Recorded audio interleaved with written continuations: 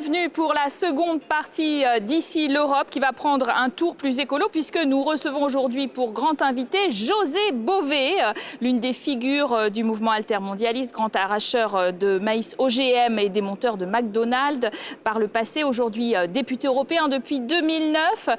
Il a déjà publié Hold Up à Bruxelles en compagnie du journaliste Gilles Luneau et aujourd'hui il sort L'alimentation en otage aux éditions Autrement.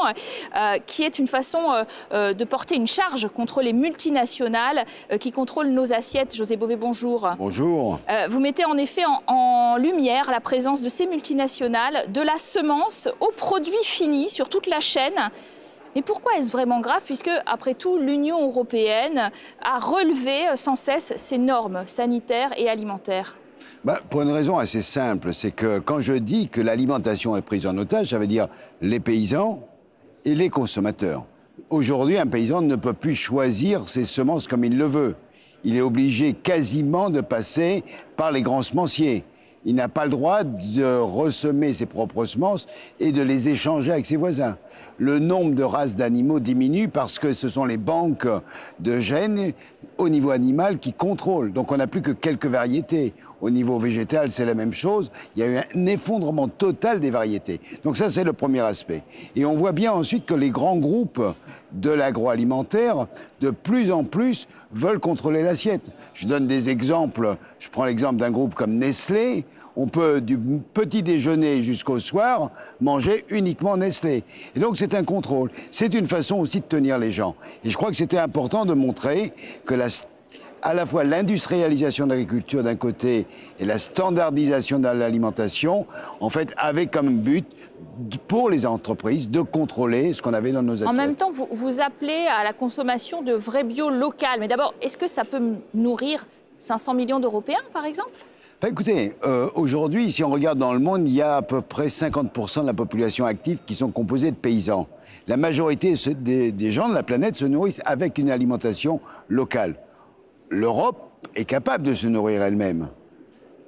Attention, mais il faut faire attention, parce qu'aujourd'hui, pour produire l'alimentation carnée, la viande, on importe 35 millions d'hectares de soja, ce qui est quelque chose d'absolument incroyable.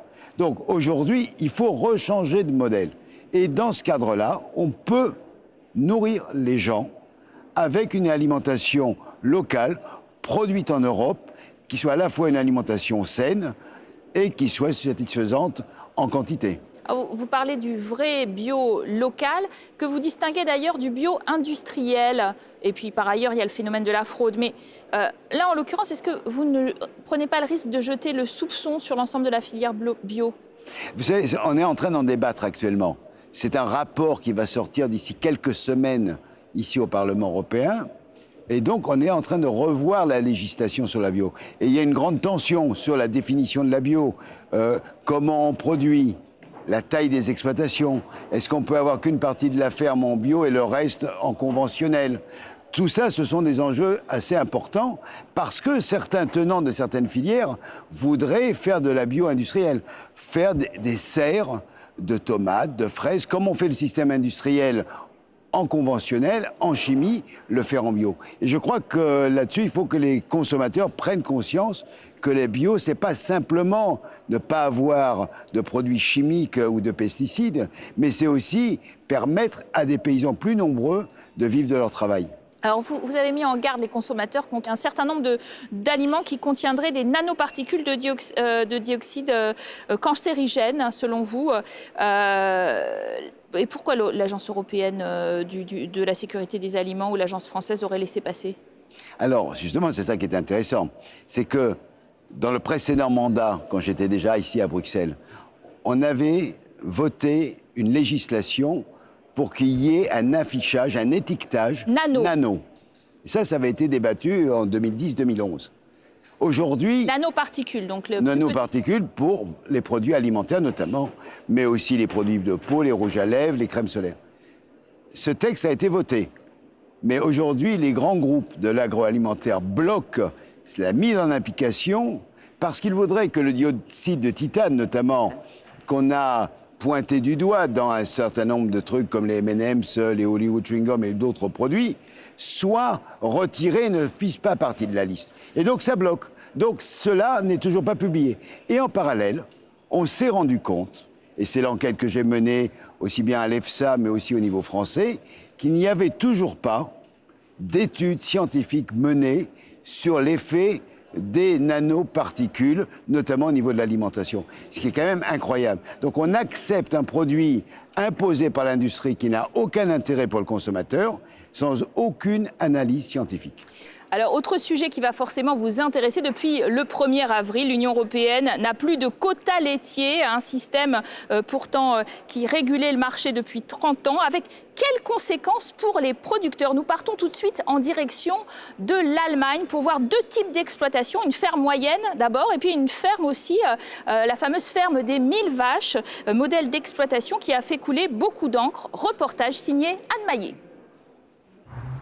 Nous sommes dans le Land de Brandebourg, une région agricole aux portes de Berlin. Avec ses 200 vaches, la ferme de Karine Beuster n'est pas rentable. Elle tire ses revenus d'une autre exploitation agricole. Sa crainte aujourd'hui, que la fin des quotas laitiers donne le coup de grâce aux petits producteurs de lait. Il va forcément y avoir encore plus de lait sur le marché et les prix vont encore chuter. Et à un moment, il faudra bien se demander si on continue à aller droit dans le mur ou s'il ne vaut pas mieux dire stop jusque-là et pas plus loin. Créé en 1984 dans le cadre de la politique agricole commune, le régime des quotas laitiers avait pour vocation de réguler et de stabiliser la production de lait alors fortement excédentaire. Sa disparition en mai 2015 est préparée de longue date. Elle inquiète les petits, mais pour les grandes exploitations, c'est une aubaine. Toujours dans le Land de Brandebourg, nous prenons la direction d'une ferme de 2500 bestiaux. Ici, on produit 17 tonnes de lait par jour, une productivité qui va augmenter avec la fin des quotas. On mise sur 10 à 15% en plus, grâce à une plus grande efficacité, à une nourriture plus riche. Mais il ne suffit pas de produire. De nos jours, avec le lait, il faut aussi apprendre à vendre. Et non pas seulement donner notre lait, et puis attendre 4 semaines avant qu'on nous donne le prix pour ce lait. Ici, c'est bien la quantité qui fait la différence. Elle permet de négocier directement avec la grande distribution, de quoi garantir un prix digne de ce nom. On comprend bien quand même, José Bové, la philosophie de cette réforme de la politique agricole commune et en particulier des quotas laitiers. C'était d'être davantage en adéquation avec le marché et ses prix. Ça n'est pas une bonne idée? Je crois que c'était la plus grosse bêtise qu'on pouvait faire. C'est en 2003 que la commissaire à l'agriculture, Mme Fischer-Boel, a enclenché ce processus de casser tous les outils de régulation. Les gens, ils comprennent ça assez facilement.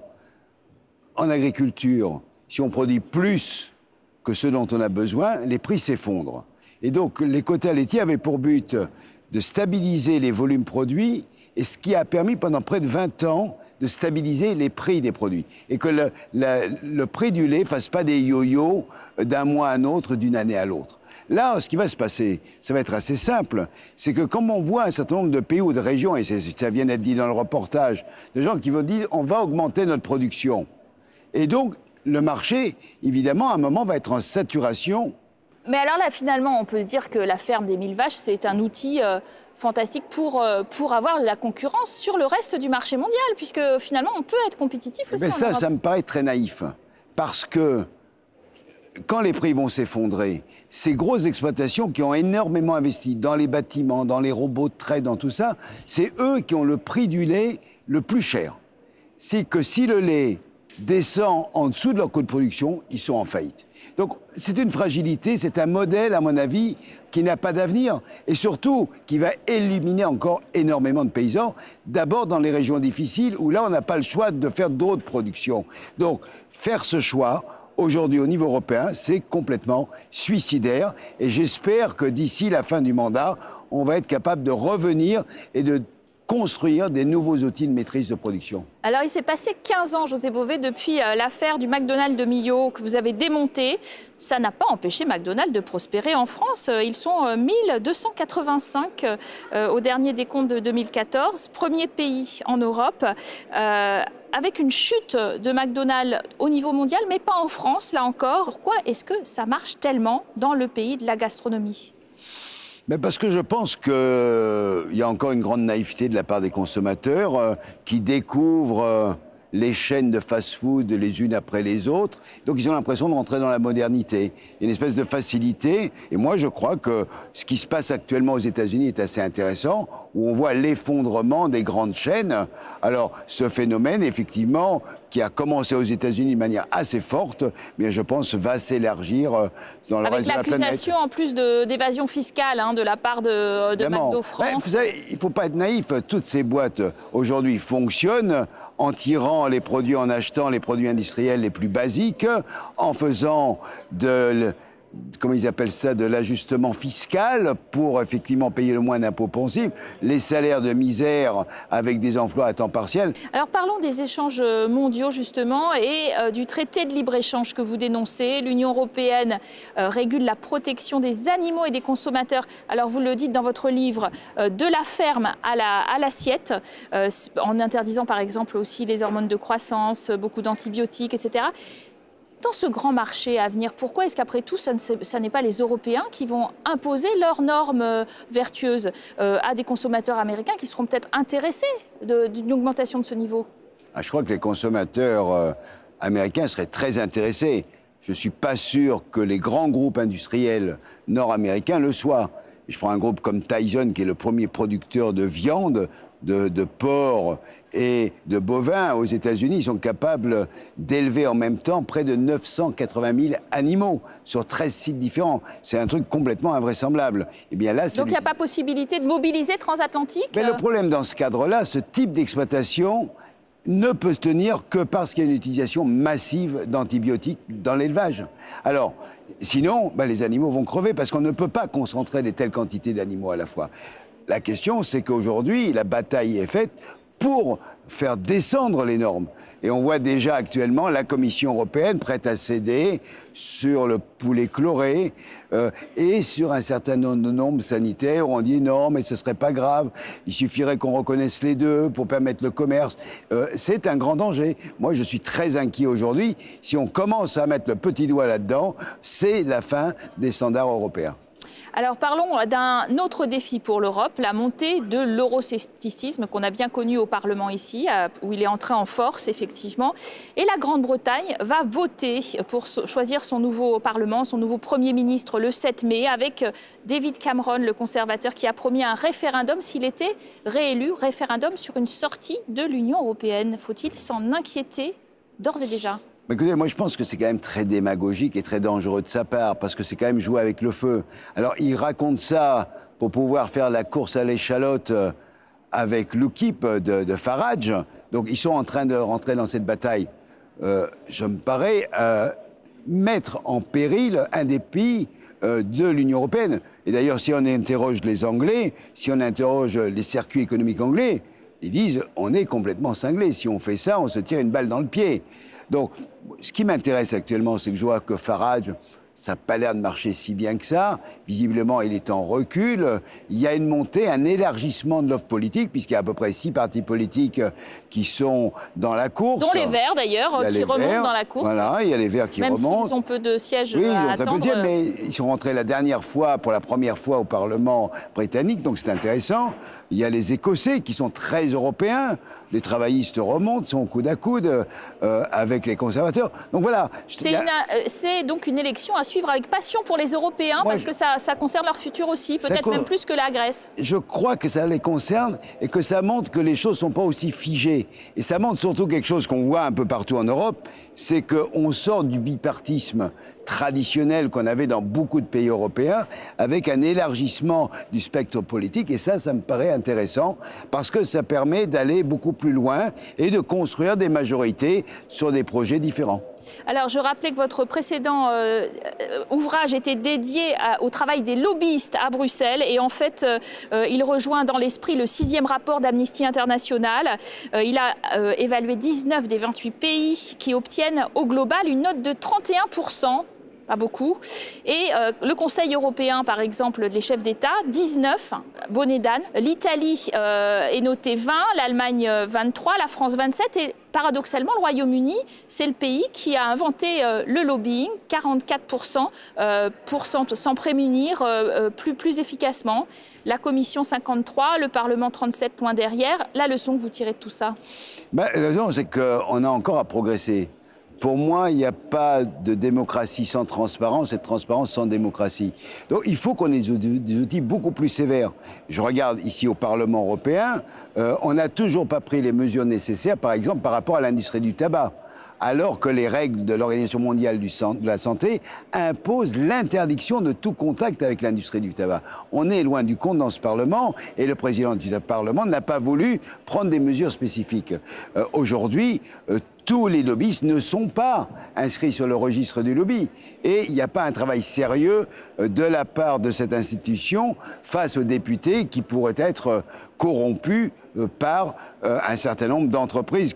Et on le voit déjà très simplement dans les votes, dans un certain nombre d'amendements qui sont directement repris des intérêts économiques. Alors, Europe Écologie Les Verts, vous avez dit récemment que cela donnait une image de notre politique verte, j'imagine, désastreuse, entre le gauchisme d'une Duflot et l'opportunisme d'un Placé. Vous espérez les départager ici au Parlement européen? Heureusement qu'au Parlement européen, on ne fonctionne pas de cette manière-là. En France, on a des élus aux législatives parce que le Parti socialiste a accepté de laisser un certain nombre de circonscriptions. Au Parlement européen, on est élu à la proportionnelle intégrale et ensuite on crée des majorités avec d'autres forces sur chaque thème. Et ça, c'est la véritable démocratie. Donc en France, si on veut sortir de la politique folle dans laquelle on est, il faut que le président de la République impose la proportionnelle pour les prochaines élections législatives. On verra s'il vous entend, José Bové. Merci à vous d'avoir été notre invité. Merci à vous de nous avoir suivis sur France 24. Vous restez bien sûr sur notre antenne pour plus d'informations.